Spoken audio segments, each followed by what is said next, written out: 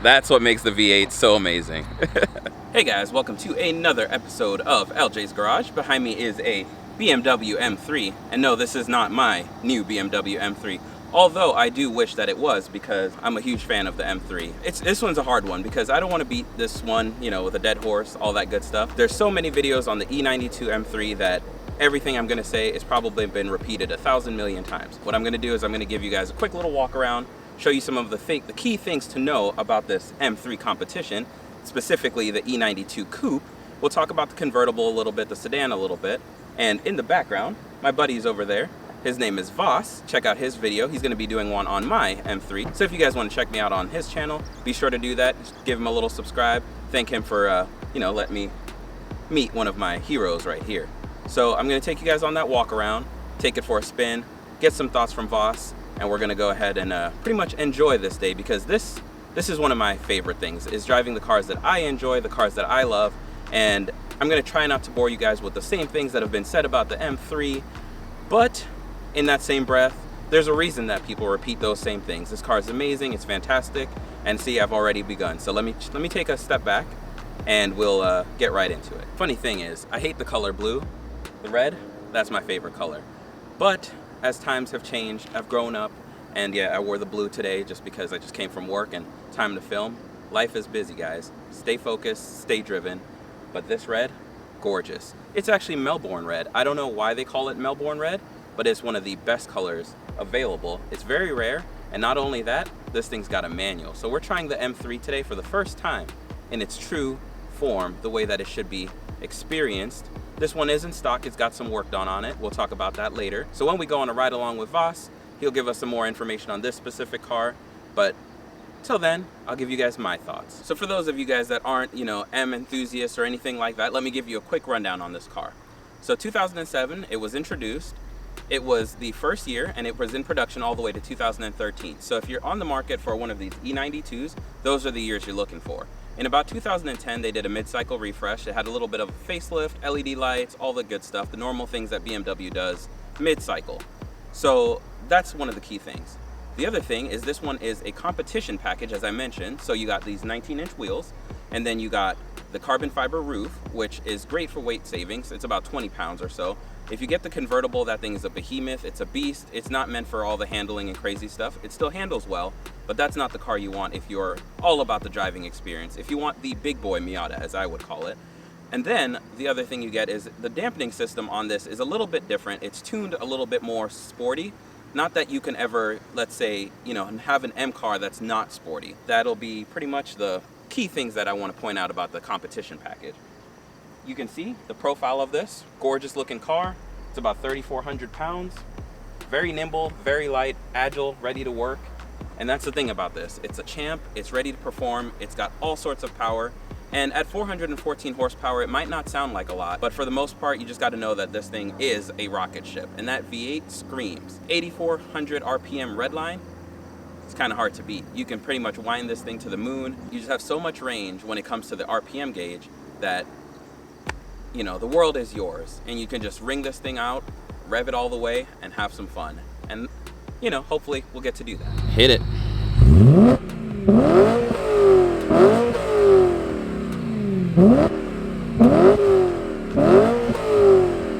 The best part about this is when it was introduced in 2007, it was the first M3 just to have that V8. So that was a really cool thing, and not only that, it was the last M3, M4 to actually have a V8. So they went back to the 6, which sounds like a bad thing, but if you're curious how that turned out for them, be sure to check out my video on my own M3, and that's the twin turbo inline 6, which is a beautiful platform and a true monster. So another really cool color that this car comes in is the Lime Rock Orange, which this isn't, obviously. Unless you're colorblind, then you might not know the difference, but it is actually the Melbourne Red, which is a great color. I can't continue this video any further without me mentioning the word rod bearings. Well, two words. And that's because that's one of the biggest issues on this car. Also the throttle body actuators, that's also a big thing. Cooling was a common issue. There's all sorts of different things that if you Google hard enough and do your research, you'll find about a list of 5, 6, 7 common problems on this. And not everything is a headache, but the thing with this car is it's a workhorse. It's ready to work, but you have to maintain it. Maintenance and everything like that has always been key on BMW. So if you think that you're going to be able to hop in one of these and just kind of, skip your oil change every now and then, this isn't the car for you.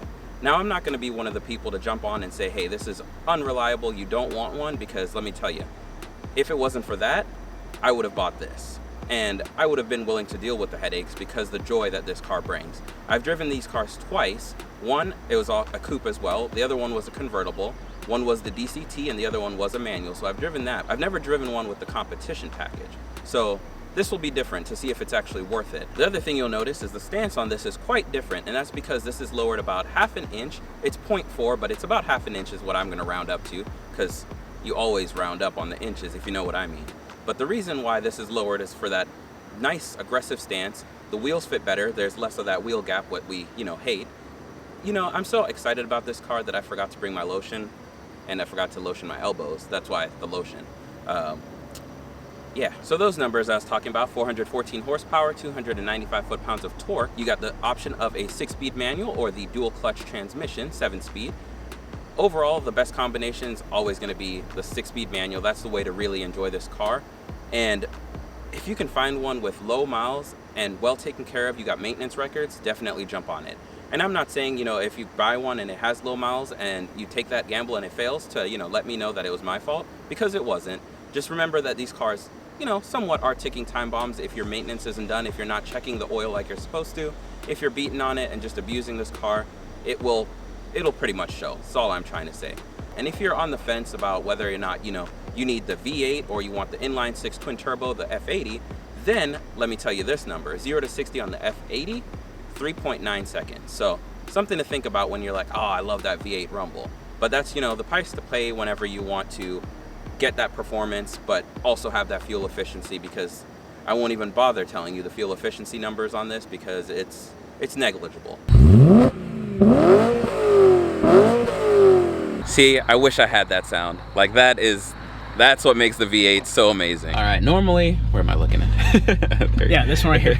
So normally I would give you guys a walk around, a tour of the inside, but instead I got eager and I wanted to go for a ride. So I'm gonna introduce you guys to Voss. His channel is gonna be linked down below.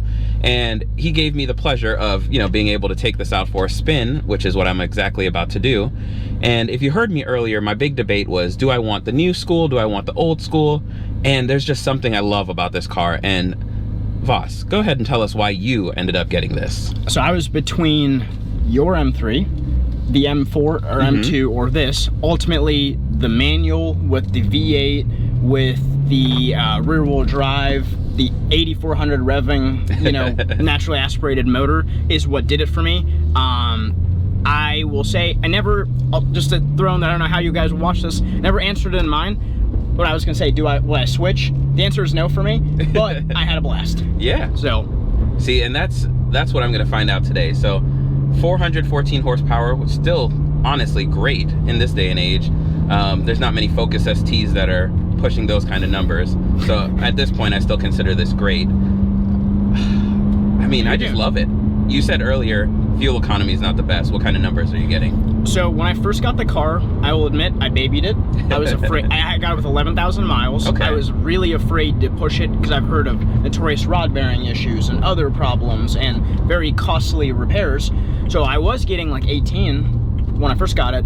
Now that I don't drive this as my daily driver, okay, and I drive it more to have fun, the last like 4 fill-ups, including today's fill-up, may have been like 13.5. Like, it's not good. It's not good at all. Numbers. It's not bad. But I will say, when I'm driving it regularly and not like a hooligan, I was averaging. I went on a rally last year. I was averaging about 24 miles on the highway. So okay. And so, I mean, now that you've driven both, do you feel like this is still plenty comfortable? So I'll say my seats are a little bit bulkier, I think, than. So you gotta be yours. on the lean side. So yeah. So I feel like I'm just used to this. So the bolstering in here and how everything is just makes sense to me. That being said, your seats were super comfortable for me. Those are adjustable, by the way, so you can make them tight, or you can, got the lumbar days, and all the other stuff in there. Exactly. No, it's BMW. BMWs are notorious for good quality and the other stuff. So for me, I would have to really drive your car. Yeah. For me to know if there was a difference. But I would say, I mean, both seats are I think your seats look a little better. I will give you that. I will say that the newer M car stuff looks a lot better than the older stuff. But fair enough. I mean, so far, you know, I understand though what people say when they say that the new ones, they're missing that feeling, the connection to the road. I won't go as far as some of the other extreme people that are like, it's numb, it's sterile, like it feels like nothing. This and that, they both feel like really great handling cars. But this is where it kind of makes it on the driver to really handle the car, whereas that car can save you. You can get after it. Yeah, and it makes you look like a good driver, whereas this will embarrass you in a second. So I like that, and I like the thrill, the danger of that. But for everyday driving, I feel like I don't need all that. I'm with you on that. I think, and I was really hammering this down on your when I was driving your car, was I am missing the heads-up display, the things like that's still the BMW orange inside. it went digital when you know, when we switched over to the F80. Those are things I still don't understand why this car didn't have, because they could have easily done that then. I agree. But if you treat this car as not a tech car, as a driver's car, it's gonna put a smile on your face, I would only buy this car in a manual. And if you do it that way, you can't go wrong. The nice thing with this is these were mass produced. Okay. You can get them in all price ranges. So if you don't, you know, this one's a little bit nicer, but you can get them. I've seen them in the high teens. I've seen them in the low 20s, all the way to, if you want to get a Lime Rock, I've seen them in like $89,000. Fun fact, people think the Lime Rocks are the rarest M3s, which they are. They made 50 manuals, 150 DCTs. If you read the VIN spec, they made about 15 Melbourne Red manual M3s. Yeah. So they made less of these than they did of the Lime Rock manuals. Just a little fun fact in there. But sweet. I'm glad you mentioned the Lime Rock. I talked about that earlier. And that's just a color I love, but I wouldn't live with it. It's, you know, I would date the color, but I wouldn't lock it down or anything. So we took a little quick lap so I can kind of get a feel for the car. Oh yeah. On this next one, I'm kind of gonna just get a feel for the handling, because that's where everyone says it's a difference. I'll do a quick little pull here.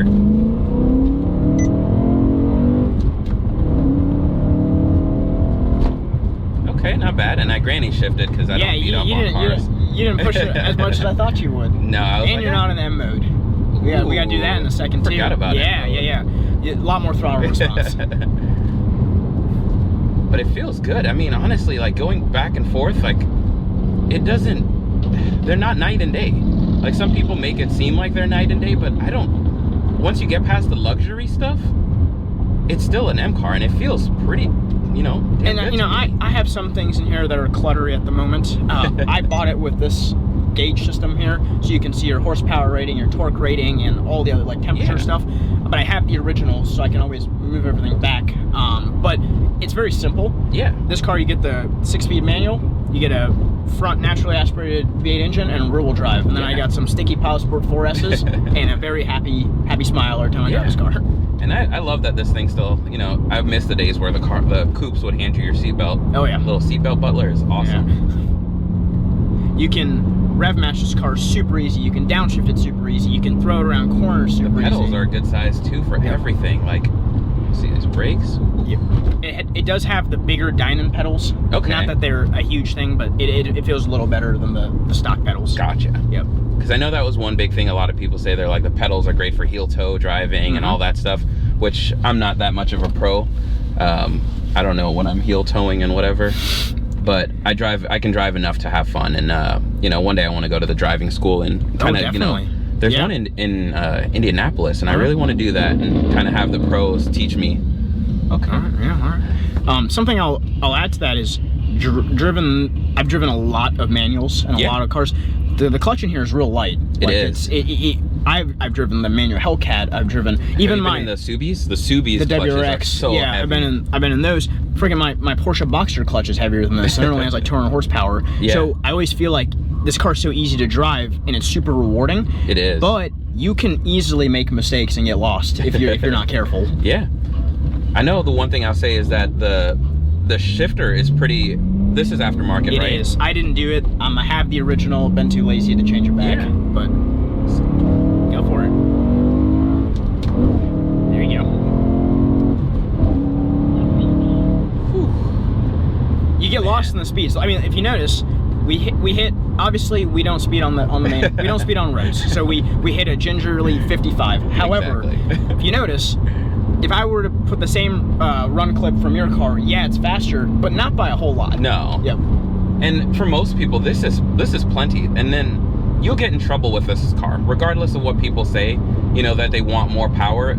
I feel like 400 to, I'd say 400 is probably like a really comfortable street, everyday driving number. I mean, I don't know what your thoughts are on that. I think you're spot on there. And to add, at 400 at the stock horsepower number, I have put, you know, roughly somewhere between 10 and 12,000 miles on this car. Other than the tires I chose to buy, I didn't need them. I had an oil change.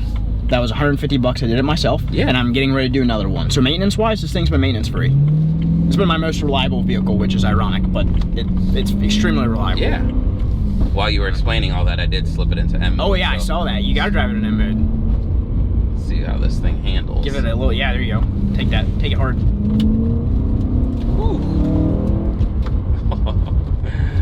Oh man, this transmission is beautiful. Yep. Like BMW, I know a lot of people like, LJ loves BMW, he's gonna marry them. I would if I could, to be honest. But their transmissions are hands down some of the best. Mercedes, I'll say they're up there too. But the German manufacturers as a whole know how to make manual transmissions, which makes sense. But there's no American car transmission I've been in that feels as good as this. You guys can be mad if you want, but I'm telling you, until you've driven a BMW transmission, you don't understand it. And I know a lot of you will argue and say, what about those repair bills though? Well, no transmission is cheap. So this car transmission is pretty solid. This is one of those areas that you don't really hear a lot of people talk about common issues with this transmission. It's usually the powertrain, or excuse me, the engine. The biggest suspect in this car is the rod bearings. They say around 40 to 50,000 miles is when you should do something like that. Okay. That was more the pre-LCI cars, which was 2008 to 2010. Yep. 11 to 13 had far less rod bearing failure because they changed the bearings itself, I believe. Yeah. I could be wrong on this, please don't roast me. But I do think this car is rather reliable if you take care of it. Yeah. Yep, go for it.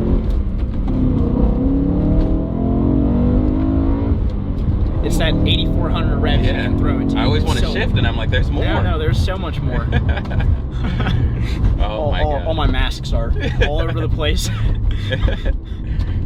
Yeah, so you guys, if you didn't catch it earlier, like I said, Voss took my car out for a spin. Yep. And I know a lot of you got here because of a lot of my BMW content, or if you're on the fence about which, you know, E92, F80, F82, whatnot, be sure to check out his thoughts on that one. And you'll see that you just have to get in these cars and figure out what works best for you, because there is no wrong answer.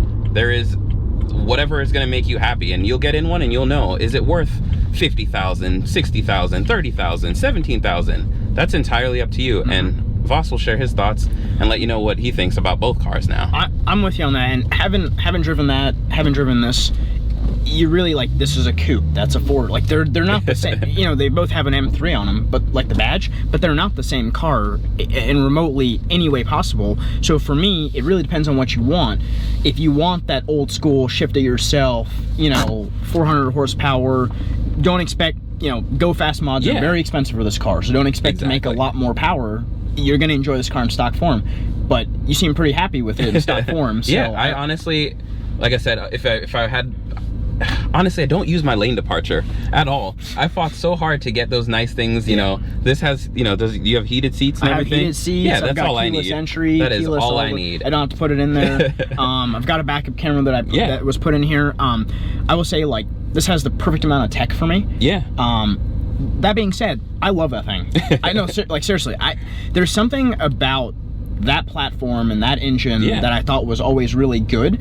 I just didn't like it in the M4. Okay. If that makes sense. Yeah. That being said, I really like the M2, and I really like that. So I don't know if it was the size of the M4 is what threw me off, but the issue is you compare apples and oranges. They're not the same car, but if you can appreciate what both have to do and you can enjoy what they are known for, like, that's going to suit your family really well. Yeah. That can do some questionably fast speeds and you don't even realize it. It shifts ridiculously fast. Yeah. And here, you can shift it fast, but not nearly as fast, but you're going to be smiling the whole time. Oh, yeah. You can take that traction down, do a bunch of burnouts, and whatever you want to do. It's there for you, and Exactly. it just comes down to what works for you, I Yes. think. I'm an all car enthusiast. I don't really like talk down upon anything. So I would personally, honestly, if I had the opportunity to get one of those, if I needed it, I totally would do it. Yeah. It's just right now I just don't have a need for a 4-door M car. Yeah. And a 2-door M car, and then the other things I have. Like it would get a little difficult. That sounds good. No, thank you for letting me take this thing out for a spin. Man, definitely. And some cars to throw at you if you ever get the chance. I don't know if you've done it yet.